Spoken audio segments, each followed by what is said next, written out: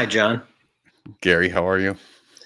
That's John Branyan. I'm Gary Varvel. Welcome to Wise Fools. This is not the Bible study you want, it's the Bible study that you need. It's the Bible study you desperately need. We're in Genesis 31 tonight, so if you guys want to start finding that, it's long. Finding that. Lots of verses. Shout out to our people. Doctor's here. He's got treats. Tonight Nice. It's hot chocolate and warm chocolate chip cookies. Mm-hmm. Always good. Kevin Thatcher's here. Good. Kevin. Nerd Mom. Ray Bates. Hey, Ray. Jeff Lane. Gonna find out about how, all of the speckled sheep got. No spoilers, Jeff. There's Sherry. Nice caricature. Yep. She uses the same software that you use. I know. Procreate. It's the best. Hi, Chance and Christine. Word Watcher.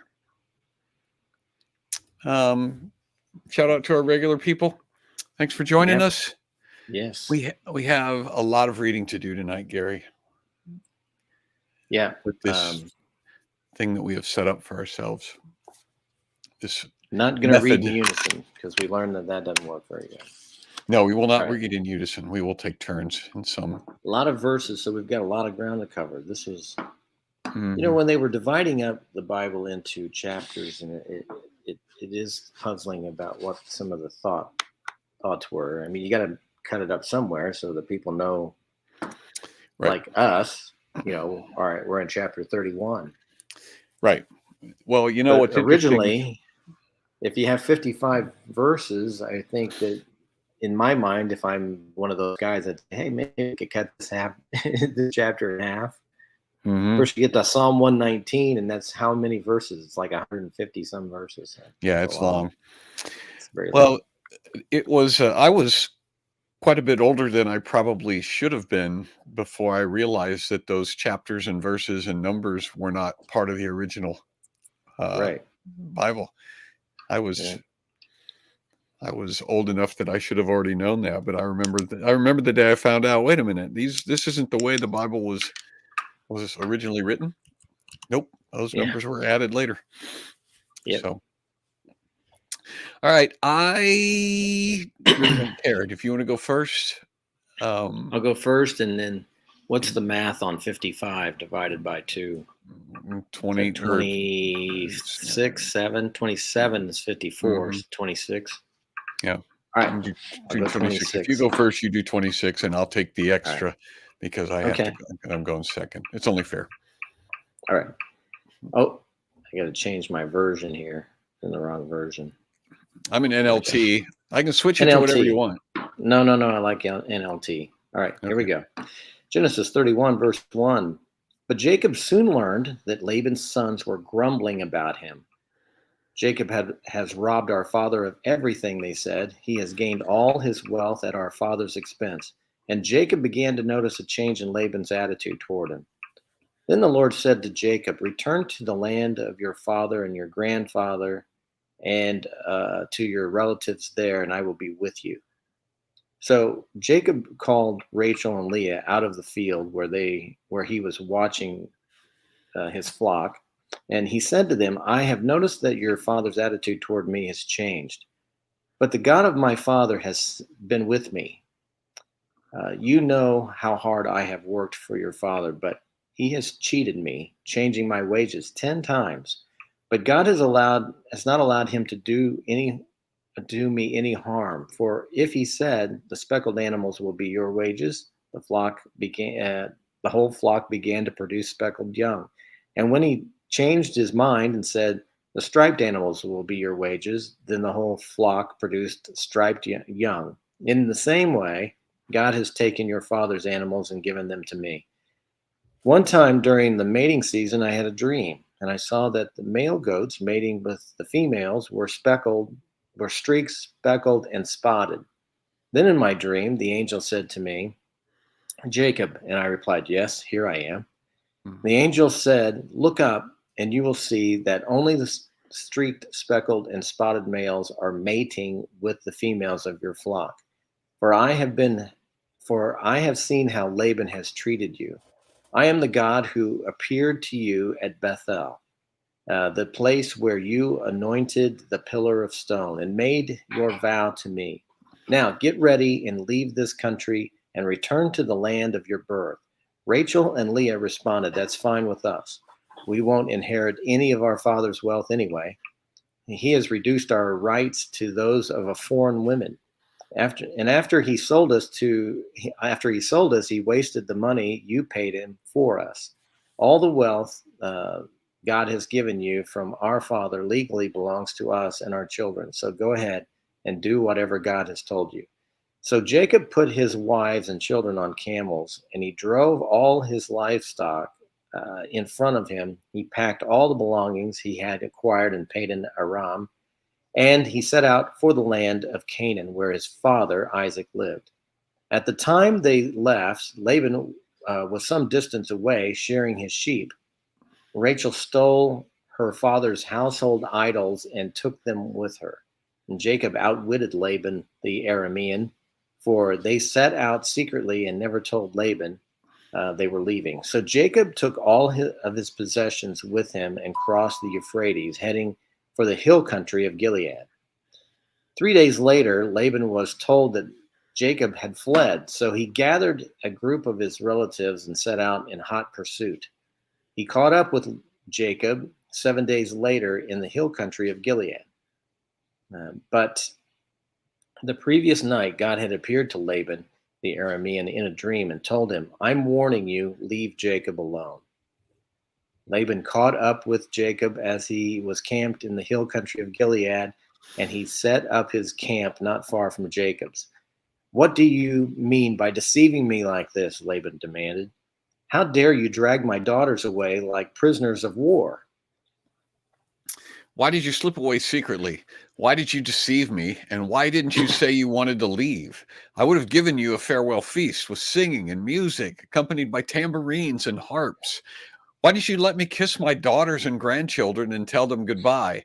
You've acted very foolishly. I could destroy you, but the God of your father appeared to me last night and warned me, leave Jacob alone. So I can understand your feeling that you must go and your intense longing for your father's home. But why have you stolen my gods? I rushed away because I was afraid, Jacob answered. I thought you would take your daughters from me by force. But as for your gods, see if you can find them, and let the person who has taken them die. And if you find anything else that belongs to you, identify it before all these relatives of ours, and I will give it back. But Jacob did not know that Rachel had stolen the household gods, or the household idols. Laban went first into Jacob's tent to search there, then into Leah's, and then the tents of the two servant wives, but he found nothing. Finally, he went into Rachel's tent, but Rachel had taken the household idols, and hidden them in her camel saddle, and now she was sitting on them. When Laban had thoroughly searched her tent without finding them, she said to her father, Please, sir, forgive me if I don't get up for you. I'm having my monthly period.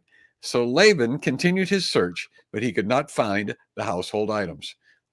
Then Jacob became very angry, and he challenged Laban. What's my crime? He demanded. What have I done wrong to make you chase after me as though I were a criminal? You've rummaged through everything I own. Now show me what you found that belongs to you. Set it out here in front of us before our relatives for all to see. Let them judge between us. For 20 years I've been with you, caring for your flocks. In all that time, your sheep and goats never miscarried. In all those years, I never used a single ram of yours for food. If any were attacked and killed by wild animals, I never showed you the carcass and asked you to reduce the count of your flock. No, I took the loss myself. You made me pay for every stolen animal, whether it was taken in broad daylight or in the dark of night. I worked for you through the scorching heat of the day and through cold and sleepless nights. Yes, for 20 years I slaved in your house. I worked for 14 years earning your 2 daughters and then 6 more years for your flock. And you changed my wages 10 times. In fact, if the God of my father had not been on my side, the God of Abraham and the fearsome God of Isaac, you would have sent me away empty-handed. But God has seen your abuse and my hard work. That is why he appeared to you last night and rebuked you.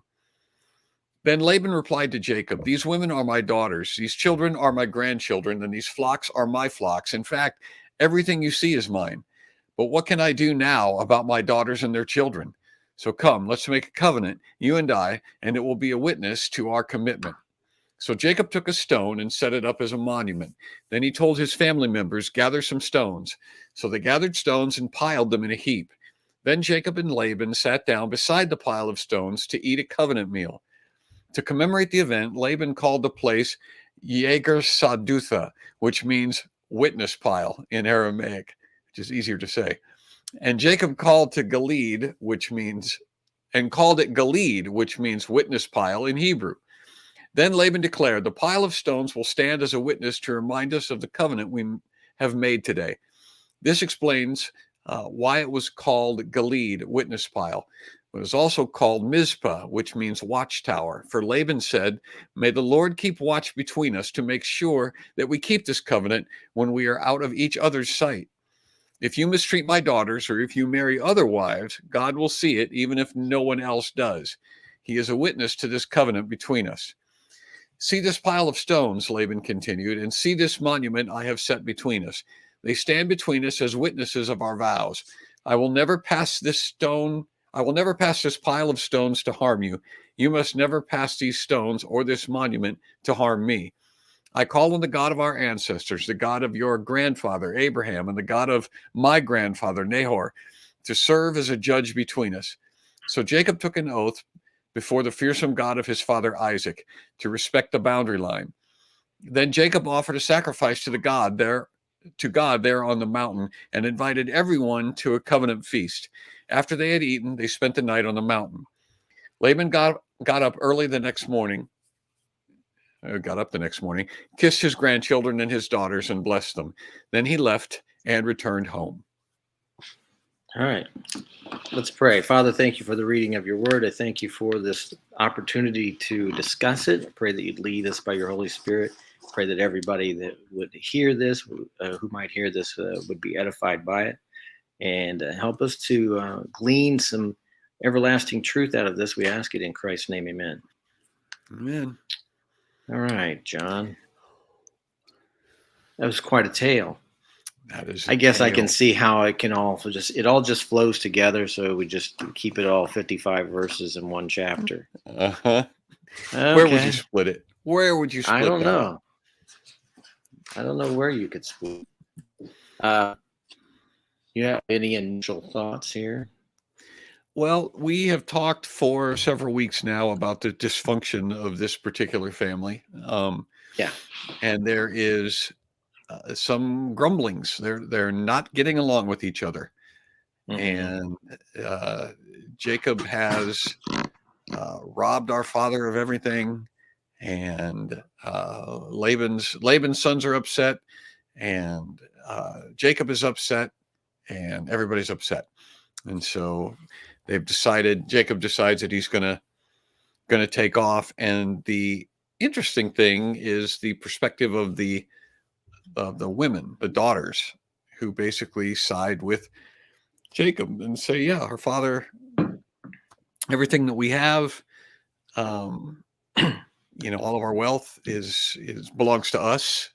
We don't have any sort of guilt about taking off. And so whatever God told you to do, we'll do it."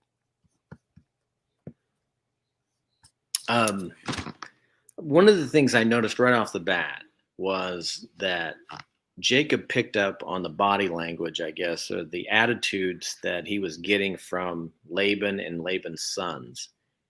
He noticed, I mean, it doesn't say they said anything, but he noticed that their attitude toward him had changed.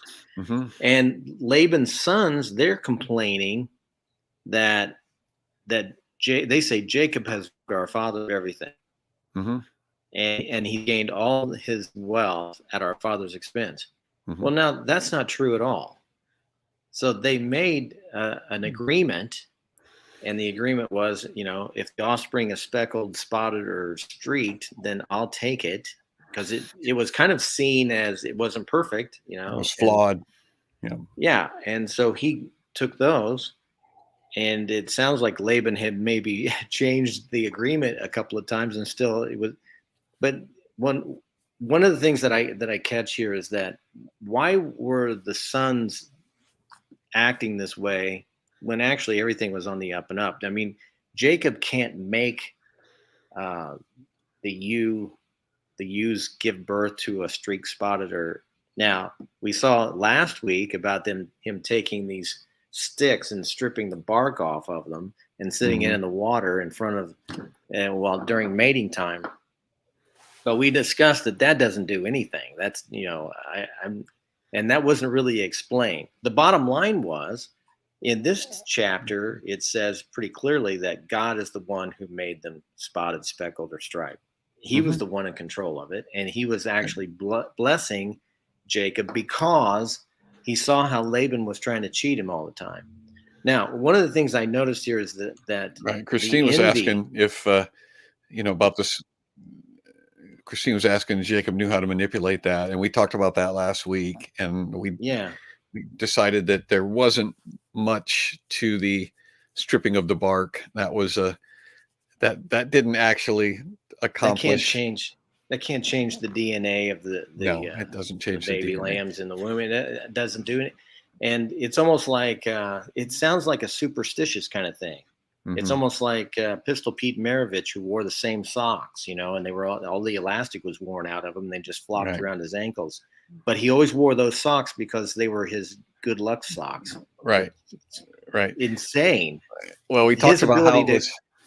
his It was a ability to shoot and dribble and all of that and pass had nothing to do with his with his socks, but socks, right? Well, a lot of we athletes are talked that about way. how it was sort of an act of a typical act of faithlessness, where again, this was somebody trying to help God out, to fulfill his. Here's my maidservant, take her. I'm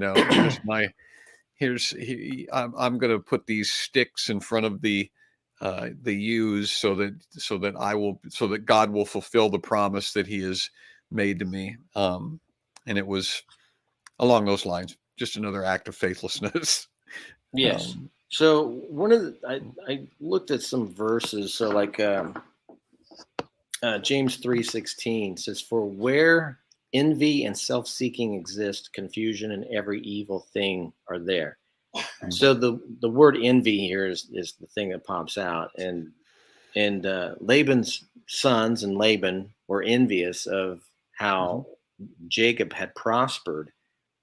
This was based on an agreement, and he was going to take the less than perfect sheep that were born, and just so happens God controls what's born and what's not born, and He controls that. Jacob lays out in the last part of this chapter how if a sheep was stolen or if one of them got killed by an animal or something, he took it. He mhm, didn't count that against Laban's flock. He took it for himself. right. So I thought that was an interesting. He was going above and beyond. Here's another verse in Titus 3:3. It says, "For we ourselves were all once foolish, disobedient, deceived, serving various lusts and pleasures, living in malice and envy, hateful and hating one another." And so what Titus is writing for us here is that those are our old nature. That is what's natural in human beings. And what you see played out in the beginning of this chapter is just the natural state of man. Envy, we see somebody who has something or is prospering, and we are jealous of that. We want them to fail. And in this case, they're trying to make the claim that Jacob was somehow cheating and stealing their dad's Mhm, wealth. Of course, by stealing their dad's wealth, they were assuming that that's stealing our wealth because we're going to inherit whatever our dad has. right. Um, Now, I thought it was interesting the Jacob's wives, their perspective. They said that what you paid for us to our father, he squandered it all. Hmm. And so they recognized that their dad was stingy and they weren't going to get anything. They said he treats us like we were slaves. Hmm. And so we're not going to get any inheritance. So let's just go. Let's take off, which would have been the right thing for them to do anyway. So once they're married, they should do what their husband. They should go with their husband, not say, okay, well, you want to go home, you can. I'm going to stay with dad. That's that's not that's not the right thing to do in that situation. No, well, they'd already been married for a while and formulated a family, and Yeah, yeah, yeah, they it's had kids. the jealousy and the envy that sets in is something that that can happen even in situations today where people become disgruntled and disenfranchised Hmm. with an arrangement that they willingly made, when it turns out that Hmm.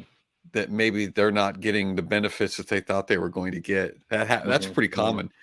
People sign a Oh yeah, contract, yeah, we're going to do this and yeah, this, and then it turns out that, oh, wait a minute, that was not a good deal for me because yeah, this guy is prospering mightily, and it was like, well, that's not yeah. fair because I should. But Right. it is fair, because that It was is the fair. Yeah. arrangement that you made. There are a Well, that lot of reminds me people. of the story that Jesus told about the farmer who hired some workers. They came in, they agreed on Mhm, a price. They worked all day, and at the end of the day, he hires some more workers to come in, and he paid them all the same. And the right, workers who started at the first said, "Hey, that's not fair to us." And they said, "But he said, didn't you agree to work all day for this amount? right, What's it to you? It's my money. I can.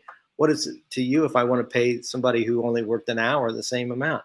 Which right, that is absolutely true. But we feel like we're getting cheated because I worked harder than them. We start judging one another based on that. But you agreed to that. right, Um, One other verse that comes to mind here too is in Matthew 27:18. Envy actually put Jesus on the cross. He says, for he knew that they had handed him over because of envy. Now, another thing is the difference between envy and jealousy. If I own something and I think somebody else is going to try to take it from me, now I'm jealous. But if somebody has something I don't have, I'm envious of them because I want it. So if I'm afraid somebody's stealing something from me or going to take something from me, I'm jealous because they like let's say you have a dog and your dog is more friendly to the neighbor than to you. Well, and then you could be jealous because the dog favors the neighbor. That's a bad example, but I'm just pointing that out as the difference mhm, between jealousy and envy. mhm, Envy is, the neighbor just bought a brand new car, and he really did, and it's a very nice car. And coveting that car, no, I'm not coveting. I don't care. Can't imagine the car payment he's got on that thing. He can keep that thing. But so I'm not envious, but I could see how somebody could be, and that's your old nature cropping up when that happens. right, right. Well, there's a lot of conversations that happen on social media. There's a lot of posting on social media from disgruntled employees, Hmm. people who feel like their boss or their employer is ripping them off because their employer is getting Yeah, rich and they're being paid pennies. And I yeah, have occasionally responded to some of their posts and said, "Look, exactly that. You you made this deal. If you're not happy with the deal anymore, then go make another deal with somebody else. But right, it's not your employer doesn't owe you anything other than what the arrangement is that you made. And right, so to be bitter and angry and uh, whatever the I guess and envious, because you're not getting what you think is what you deserve, well, then you either renegotiate and see if he's willing to pay you more, hmm or you hmm go find another deal. But yeah. Christine says salvation can come at any hour. That's true. So, like, somebody could live like the devil their whole life and get saved on a deathbed, decision, and they're going to heaven just as somebody who got saved early and lived their whole life for the Lord. It's the same. mhm, Now, based on how they lived, obviously, I believe there's at the Bema seat uh, that there's going to be rewards for how you served Him. Some people will their rewards will burn up. I mean, and their works will be burned up, not their rewards, but their works will be burned up, wood, hay, stubble. But if you faithfully serve the Lord, you're going to get there's going to be some benefits to you. One other thing too about this, we were thinking about it, is that, and this is a good reminder for all of us. There are going to be times when you feel like you're getting cheated. Maybe the boss is not treating you right, or something like that. Uh, if you can, John, pull up Psalm 118. Look at verse 6. If Psalm I 118. if I can, you doubt If you me? can. I don't know. If you wouldn't 118, mind it. 19, is that what you said? 118, Psalm 118 and verse 6. Verse 6. I have to go back and put it up on the screen. I think just this is a good reminder for all of us. I can't see very good. It says, can you read that for us? Yeah. The Lord is for me, so I will have no fear. What can mere people do to me? Yes, the Lord is for me. He will help me. I will look in triumph at those who hate me. It's better to take So, refuge in the Lord than to trust in people. yeah, so I think what we Said, need to keep in mind is that God is watching over us, and so we should, if we're on the Lord's side and we know that the Lord cares for us, then there's no reason for us to fear what man will do. What can they do to us? And now, in terms of, oh well, you might get fired. So if the Lord, just like in this story that we're looking at here with Jacob, God was watching over Jacob, and he saw what Laban was doing to him. And we also saw from last week that Jacob was getting frustrated. He was getting miserable with Laban. And this week, God tells him, you got to go, you move. And I think that happened kind of for me. Um, I worked a job, I loved doing it. And then there was a time when it wasn't fun. And, and I think that had to happen. I think God ruffles the nest, makes you uncomfortable. And then at a certain point, then he says, it's time to go. And I think when God told Jacob that I want you to go, I think he was more than happy to go, because he wasn't happy with the way it was right there. His his brothers-in-law were, they had copped a bad attitude toward him. His father-in-law was being difficult and had a different, and his countenance was different with him and looked different. And he just wasn't comfortable there. It'd be better to move. So sometimes I think in our own personal situation, sometimes it's better for us to just, let's go get another job, but in this case, he waited until God told him. And we have to be sure, that God is in that, and that's why it's important to be in prayer about it. God can confirm some things to us especially when we're in prayer. Right. All right. So can we talk about them leaving Yes. without saying goodbye and pushing all of those flocks and people and everything, that whole parade of people just up and left and without announcing any? That would be, do you know how hard it is just to get a couple of kids in the car without Right. without alerting Without the anybody entire noticing. right, without alerting the whole neighborhood to the fact that you're leaving? So It's if you could, amazing that it was 3 days later before Laban recognized. Of course, now he's like, hey, where'd they go? Yep. he was shearing sheep somewhere else, and so and we don't know where that was. And then he comes back, and then maybe and finally noticed, hey, where are all those grandkids of mine? Where's all those Where's all Jacob and all those his wives? speckled sheep? Where's all the speckled Yeah. goats? Where'd they go? Yeah. It's awful Which, quiet even though around. he's, it's interesting that Laban, even though he said that he made the agreement that, okay, Jacob, those are going to be yours, that's your payment, but he still thought of them as his, and when he shows up to Jacob, he tells him, everything you see here is mine. Well, that wasn't the deal at all. Right. He just constantly was reneging on the deal, changing the terms. It's interesting. He wasn't a man of his word. It's interesting because my daughter and I just had that conversation this afternoon here in our house. They came over, grandkids came over, destroyed the place. And Tabby and I were talking about the the sense that family, and I'm talking about, we were talking about my mom, we're talking about the matriarch of Hmm. the family, or the patriarch. Hmm. My dad's passed away, but if he was around, Hmm. that there is a sense, at least in our family, there's a sense of entitlement and belonging that is extended to the matriarch, the patriarch of the family. And I Hmm. said that to Tabby. I said, like with you kids, for example, you and your sisters, my son-in-laws, I just go to their house and walk in, and I don't need an invitation. I don't need to. I don't need to ask permission to come to their house, because their Hmm. house is my house by extension. And she didn't disagree Hmm. with me, but she said that's not the way a lot of families think, Dad. A lot of families Right. don't have Right. that attitude. And I said, well, I understand Right. that, but it's it is.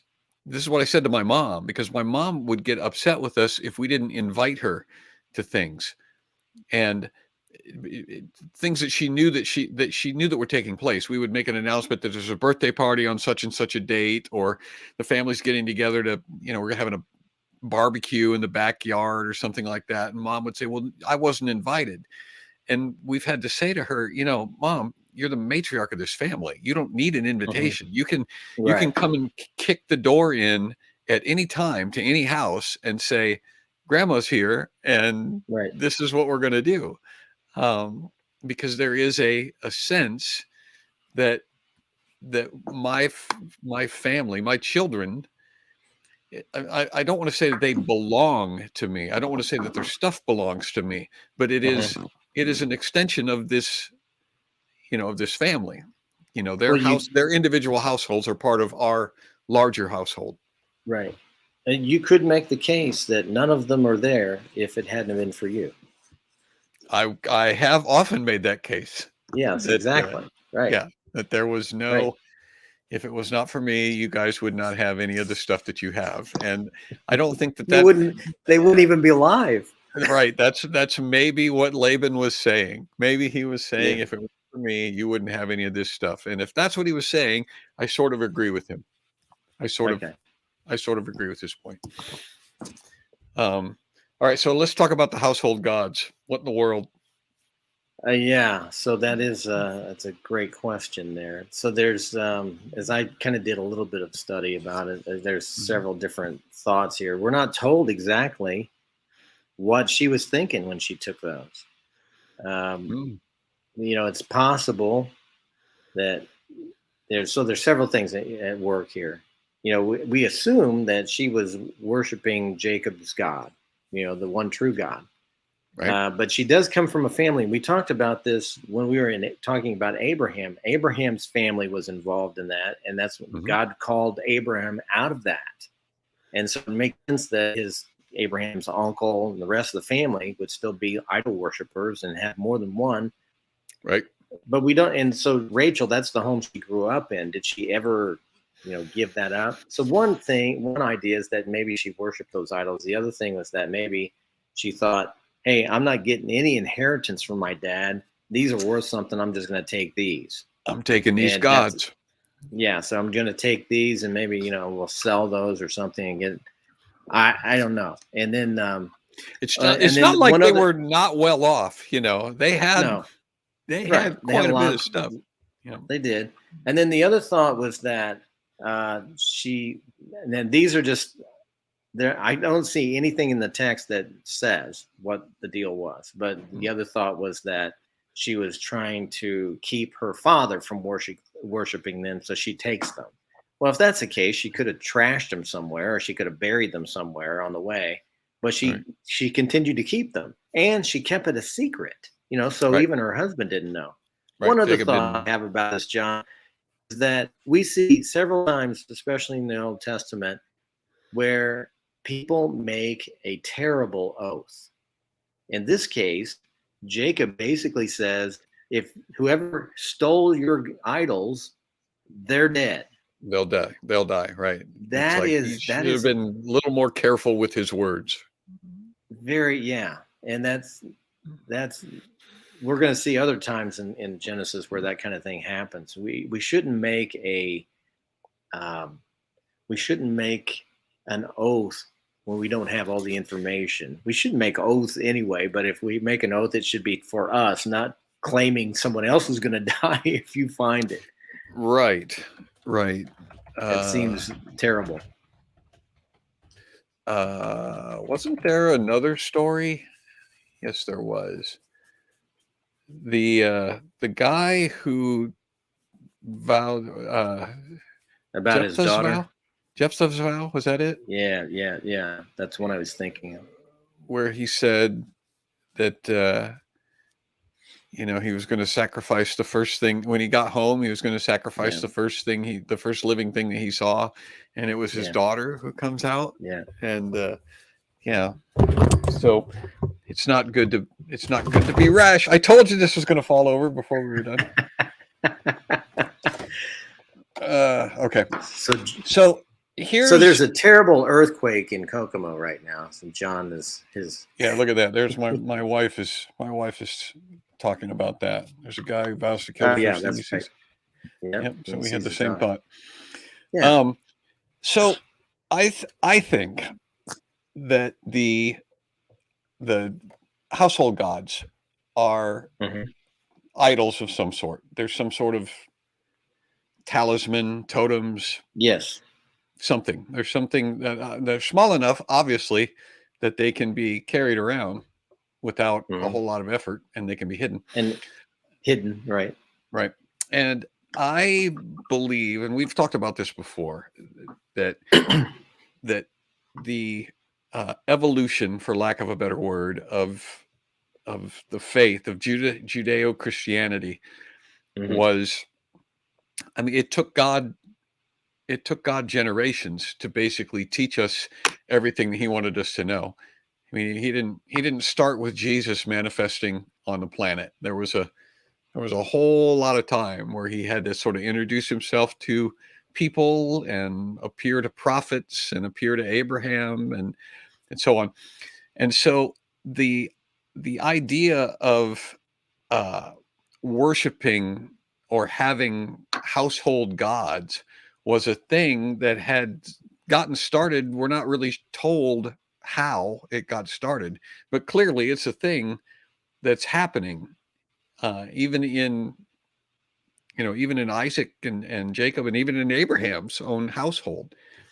And so I think that's the reason that when Moses went up on a mountain and God had to say, okay, here's the commandments. Here's the things that you're not supposed to do.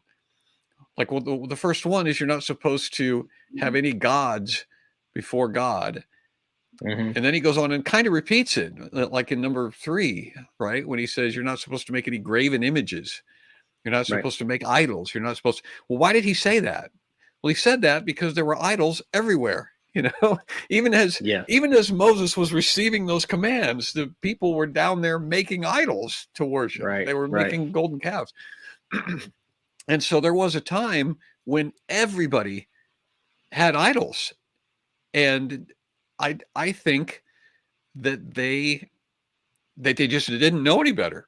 And so all of these household gods were primitive, superstitious, pagan things that God hadn't gotten around to telling them, oh yeah, that you're not supposed to do that, because he had other things. He had other things he was teaching them. But I think that the household gods is evidence of why God had to say later on, stop making idols and stop worshiping false gods, because it just became an epidemic. They were everywhere. Yeah, I think you're right. And it still happens today. We've talked about this. We don't call them idols, but we have things that we idolize, and idols, anything you love more, serve more, give more to than God. Anything that you put more of your life into than God is an idol in your life. And it could be possessions, money, could be job, could be people, could be, in some cases, people who get hooked on drugs and they are addicted to it. I mean, that's their idol. That's their God. They worship it. And So we still Right. have idols today, and it's still a wrong thing. And we need, obviously, the first commandment: God, love the Lord your God with all your heart, mind, soul, and strength. That should be the only God we serve. And we should put all of our effort and energy into that. Right. Laban wasn't doing that. Obviously, Laban was all over the place. Well, I think I an he, I think I an think of idol is one. a thing that causes Go you. I ahead. think an idol is a thing that causes you to change your behavior. I think something is important enough to you that it makes you do something different than what you would have ordinarily done. And I think Hmm. Laban's is an example of somebody. I mean, he chased them down and Right. said, "Why did you steal my gods?" Because it was an idol that he put enough importance on that it changed his behavior. He didn't just let them So go. He didn't just shrug and go, "Oh, there they go." He went after those idols because they mattered to him. I noticed someone in the comments asked the question, if if if Rachel hadn't stolen the idols, would Laban have been so upset and chased after them? I think he probably would have, but that was just another thing that really made him mad. Right. That was So just another reason. Yeah, Douglas asked yeah, if Laban would have come after them if they hadn't stolen the household gods. Yeah, that's a good no, we question. don't I don't know. know. Maybe he was pretty upset But about not being able to say goodbye and all of that. I think he yeah, was right. personally And insulted. I think he was insulted that they left without yeah, telling him. and I can understand it. As a grandfather, I that would have upset me too. All of a sudden, they're gone. That would be upsetting. I would hope that they would have loved me more than that, than just You leave can without relate, saying goodbye. right? And then the other thing that jumps out at me here is he notices after 3 days, and then he pursues them, and he catches up with them after 7 days. And the number three and the number seven, and I didn't do any research on that, but those numbers come up a lot. Jesus was, raised to life on the third day. Hmm. Um, there were 7 days. There were 6 days of creation. God rested from creating on the seventh day. So you have these numbers of 3 and 7 that keep popping up all of the time. And here it was again. He didn't catch up with them 8 days later or 9 days later. It was 7 days later. And it just makes me wonder, okay, is this another little shadow that God's just showing us of things to come? Threes and sevens are popular numbers in the Bible. Significant. Yeah, significant. Uh, yeah. All right. So he Yeah, catches I mean, him. one thing he asked in verse 28, he asked a very logical question: "Why didn't you let me kiss my daughters and grandchildren and tell them goodbye?" Hmm. I want to know that too. I think Jacob was afraid that he wouldn't let them go. Right. Also, don't you think it's interesting that God speaks to Laban in a dream and says, "Leave him alone, leave Jacob alone"? I thought that was interesting, because I think if it hadn't have been for that, Laban probably wouldn't let him go. He'd probably drag them back.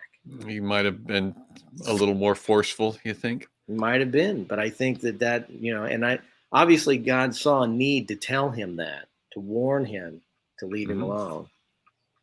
And of course, Jacob was doing what God told him to do. God told him to go back to his family, and so he was. He was moving. Right. Uh, so Bob wants to know if Rachel wanted Laban to chase him. Did Rachel want Laban to chase him? I'm not sure. I don't know No, that she did. I I don't mean, know. they neither Rachel nor Leah seemed to be especially distraught about leaving. No, they Um, they were all on board. Let's go. yeah. Yeah. Um, all right. So Right. they get caught up, and then and Laban comes and voices his anger. Lets him. He's outraged. He's a little upset. And then Jacob pleads his case. Says, I've been working for you I worked for both of these women, and then I worked again for the flock. So I've been there Hmm. for quite a few years because that was the arrangement that we made. Yeah. At And least now 20 years. leaving. Yeah. Yeah. Which is Yeah. a long time. Long And time. My guess is that it was probably not bad for all of those 20 years. My guess is No. that it was probably that they probably got along and had a few laughs and you know, maybe stayed up and played cards and stuff. I think they probably got along pretty well until Jacob started to become successful. Still, he started to Yeah. amass Yeah. fortune, and that was when the jealousy started to create a division in the family. Yeah. So Laban was very happy with Jacob as long as Jacob was making Laban rich. Right, And God was blessing the work of Jacob was doing. What for 14 years, Jacob was working for these wives. So he would get anything but food and board. That's all he was getting for 14 years. mhm, Uh, and so yeah, Laban was easy to get along with then. But then when he saw that his wealth was starting to decline and Jacob's wealth was expanding, there when I did a graphic novel series called The Path to Hope, one of the things I discovered was that in low income areas and generational poverty, in a family that has generational poverty, which is at least 3 generations of being poor, you have what's called the crab syndrome. I don't know if you've ever heard of this, but if you were to put crabs in a in a bucket, bucket. Mhm. yeah, so one of them will try to climb its way out, but if it starts to make some headway, the others will reach up and pull it back down because they don't want it to leave. And that a Is lot of that what times it in is, family, really? In yeah, their yeah, tiny crab brains, is that what it is? Or are they yes. trying to grab a hold thinking they can pull themselves out if I don't they know, I but yep. that's the term, and so what it means is that a lot of times in a generational poverty situation, if one person they don't want them to go to college, they don't want the young people to go to college because if they go to college, they might get a good job, and then they'll leave them and they'll lose that relationship. The Right, relationship is more important to them than money, success, anything else. They don't want to lose the relationship, so therefore no one succeeds because no one tries, because there's no encouragement to try to be any better. It's almost like this is the way we are, and everybody else out there is in a different world. And that's why it's so important for mentorships that can impact young people and let them see that, hey, this is not all there is to life. You're capable of much more, but you need an education. That's one of the things. But I see here in verse 27 in this mhm. text, Laban says, "Why did you slip away secretly?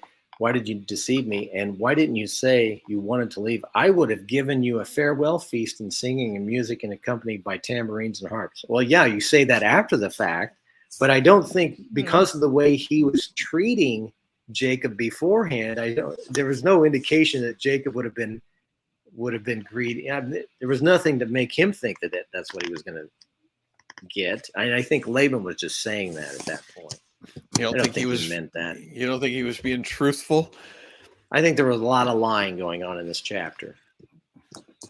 And Well, Rachel wasn't the only one lying. There was a lot of lying going on. there's a that's another pretty human thing to do, isn't it? To Yeah. when our feelings are hurt, to sort of Yes. maybe stretch the truth a little bit Yes. and maybe Yep. make ourselves a little more sympathetic if possible. Yep. All I wanted to do was say goodbye, and I would have even given you a big party, and there would have been music, and there would have been dancing, and probably some gifts, and it would have been really great. And that's all I Yeah. wanted to do is just express my kindness and my love for you, and you didn't give me that opportunity. Don't we still kind of do that when Yeah. we're hurt? Um, Yeah. Yeah. I So get I I get see it. that Sherry asked what was it that I said? The crab syndrome. You can Google it or DuckDuckGo it, and you'll see the crab syndrome. It's when somebody wants to pull somebody back from succeeding. Yeah. Well, it's funny in certain households that success is actually seen as a betrayal. That Yeah. you're actually turning your back on your people, your Well, loved ones, if it's you that leave thought. them and succeed. Yeah, it's that thought. You think you're better than us? Hmm. Uh, I want to do better than me. I want to do better than what I'm doing right now. Yeah. Well, and I sort of can understand feeling like I I, I can kind of sympathize a little bit with the feeling. Like if Yeah. you've got an offspring, you've got a kid who does Hmm. way better than you. Yeah, Hmm. I can understand why there might be a sort of a tinge of uh particularly from people who are not believers, particularly people who are Yeah. not guided by the Spirit. I can see why you would Hmm. go, "Oh yeah, my kid. This is the thanks I get. I raised them and I cared for them, I fed them and I clothed them and I put a roof over their head for all these years, and now they just take off Right. and I never hear from 'em." I can understand why you might go, "Yeah, that ungrateful kid um, went off and Yeah. made a fortune, and Yeah. here I am, in my two-bedroom house that I raised him in." But it's it's not true because everything has come from everything has come from God. Everything that we have, everything that billionaires have, and Right. everything that I have has all come from God. And Right. so if I'm spending my time looking at what material things God has given other people, um, more than me or different than me, if I'm spending my time looking at that, well, that's that envy that we were talking about earlier. And Right. one thing that is not happening when I am noticing how much more other people have, I'm not being grateful for what I do have. I'm not thanking God for the fact that I have eyes Hmm. that work and ears that work, and I've Hmm. got a few people in my life who care about me, and I've got a roof over my head, and there's food in my refrigerator, and what else do I really need? Um, Right. so it's tricky. Yeah. So the Bible says, what do you have that you did not receive? So everything that we have was given to us. The next breath has been given to us, Right. and but we tend to think, oh, I did this or I did that. You didn't do anything. In fact, I think of Bruce Willis. The latest news about him, he stepped away from acting because he has aphasia. He must have had some Mhm. kind of stroke or something, and now he can't remember things. And so, just a little thing like that, your way your mind works, he can't work. He can't. And I was surprised. He's only 67, so he's just a couple years older than me. I thought that he was older than I was, well, quite a bit. But because it seems like he's been around forever. He Yeah. must have been very young when he was doing that TV show with Moonlighting. Sybil. Yeah, what was that woman's name? The Civil actress. Shepherd. Yeah, Moonlighting. Sybil Hmm. Shepherd. Yeah, that's who I was thinking of. Yeah, yeah. That's what So got him that's started. But yeah, that's a great point. If you the fact that we can access memories is a gift from God. The fact that right. everything comes from God. And Yeah, when you're envious of what somebody else has that they have also received from God, then it's just a lack of gratitude. It's offensive. It's God. it is offensive. It's God saying, I've given you so much, so many things that you have, and you're going to Hmm. be bitter. You're bitter because I've given somebody else something else. It's the parable of the people in the field again, where these people have been working for this long, and these people showed up at the end of the day, and I'm giving Right, them the same amount. And you're going to gripe about that? It right, bothers you that I'm generous? That's right. messed up. So I don't know if this is the right place to throw this in here. Just the thought came to my mind that the Oscars were on Sunday night. I don't know if you They noticed that were. little news that came out of that. They Uh, were.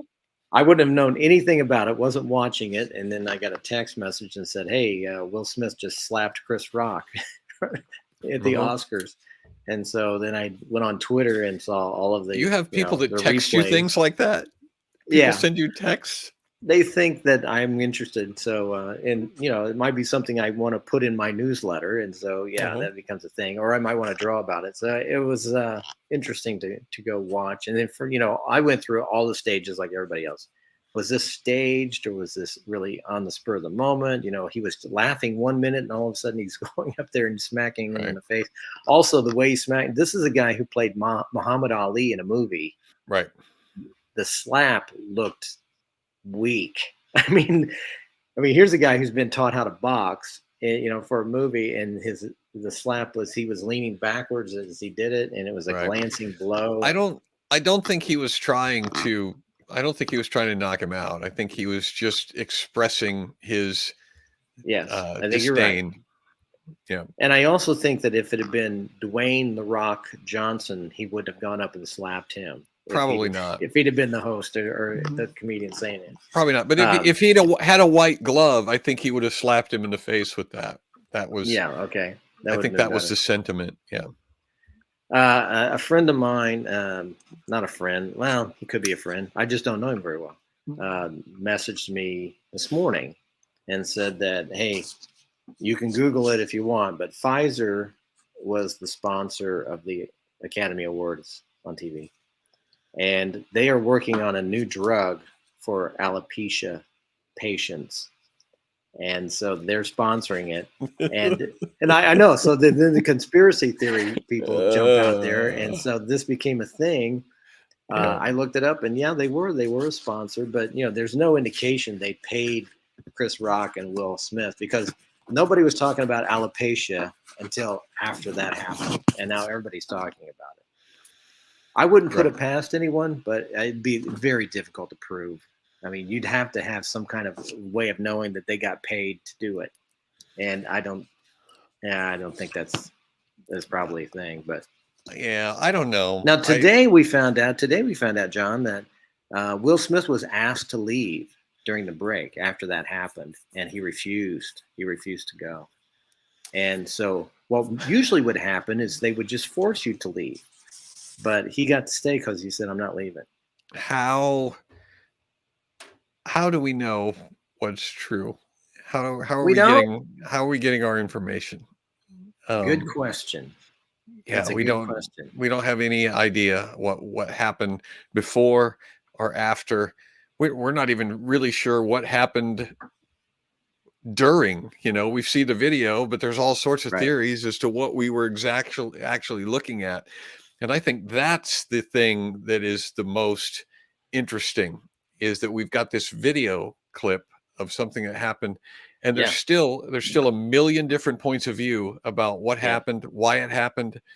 um and that is, I think, I think that's the nature of where we are as a culture now.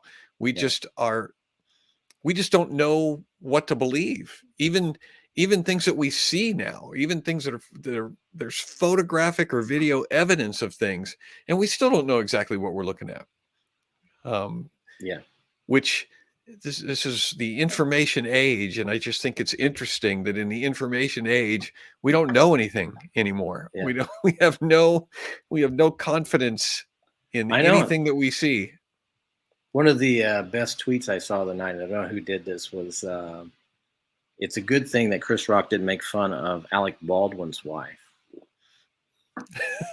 Right. That Yeah, might have ended badly. and the jokes just keep coming. Just keep going. My take, All my of the memes. Have you seen all the different memes where they have the yeah, slap and then they have different labels? yeah, they've got all the different people that are Yeah. represented by.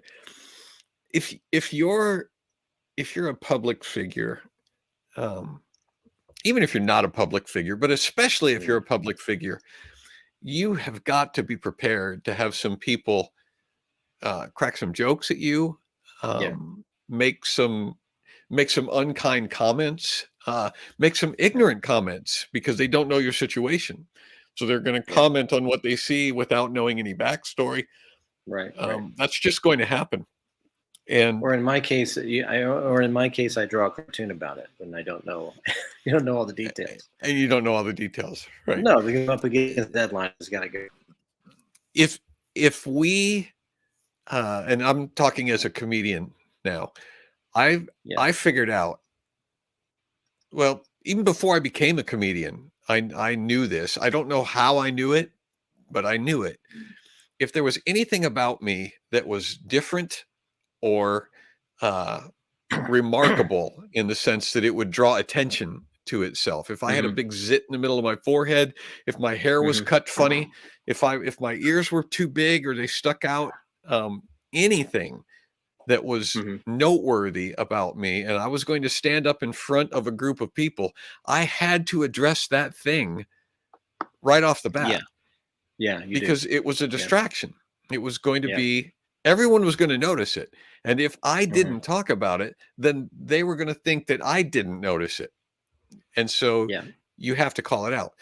And the benefit of being a comedian is that you have already spent time looking at yourself and knowing what's funny about. I know what people are going to make fun of.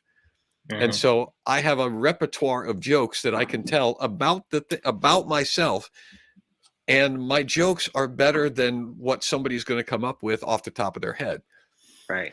And so if the proper way to handle a joke about you losing your hair is with a funnier ball joke than was told about you, that's the Hmm. proper way to handle it. Exactly. Right. Right. The proper way to handle it is not to go up and smack somebody, because No. that makes you look worse. That doesn't Yes. it doesn't make you look bad when somebody tells a joke about you losing your hair.